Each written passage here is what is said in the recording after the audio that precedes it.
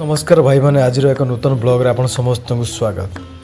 आपण मैंने देखिपे बर्तमान द्विपर समय एवं यहीठाकार लोकेशन रे धनी ठार गरीब पर्यंत समस्ते निजर गाड़ी एवं निजे गछ मूल विश्राम एवं किसी लोक निकट में थी रेस्टोरेंट कि ठेला गाड़ी रे रही पाखक जा खाऊँच मु भी आज दही पखाल खाଇବା उद्देश्य एठाक आसी मोर जन सांग कहला पटिया लोकेशन में भल दही पखाल मिले तेणु से आसी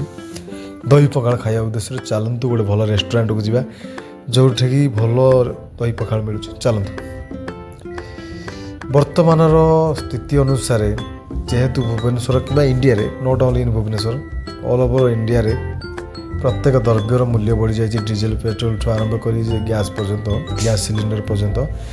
आ भुवनेश्वर रहीकि सर्वाइव करने बहुत मुस्किल हो गला। सिटी रे रहा बिल्कुल इच्छा नहीं भावुँ गाँव को पलैबी से चाषबास कर जीवन बीतेबी सीना बाल भुवनेश्वर को आसिक ये रहा पसंद लगुनि छाड़ ये पैसा वाला लोक जो मान गवर्नमेंट चाकरी कि पॉलिटिशियन से भुवनेश्वरटा सुइटेबल आम मान भाया बेरोजगार मान भुवनेश्वर बिल्कुल सुइटेबल नुह आम आसिक केवल समय बर्बाद करने व्यतीत आ कि नुह तो से मुझे डिसाइड कर पलैबी गाँव को यही मास शेष सुधा आम बर्तमान पहुँच गले साई इंटरनेशनल स्कूल पाखे ये कौटी गोटे भल रेस्टोरेंट अच्छे जो दही पखाल भल मिले बोली मो सांग मत कहवा जो आज मुझे से रेस्टोरेंट को टेस्ट करने चलते देखिए रेस्टोरेंट कौटी अच्छी आ दही पखाल स्वाद को आम समस्ते टेस्ट करवा आपण मैंने टेस्ट करेंगे आसवे। मोर भी इच्छा अच्छे गोटे इंटरनेशनल ब्लॉगर हाँ देश दुनिया बुले नुआ नुआ देश प्रतिदिन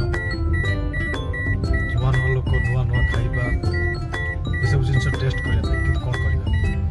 समय अभाव ता सहित से भी हाई अमाउंट दरकार बजेट दरकार जो मो पाखे अभाव तथापि मु प्रयास करुच्ची परिमाण अमाउंट अच्छी मो पाखे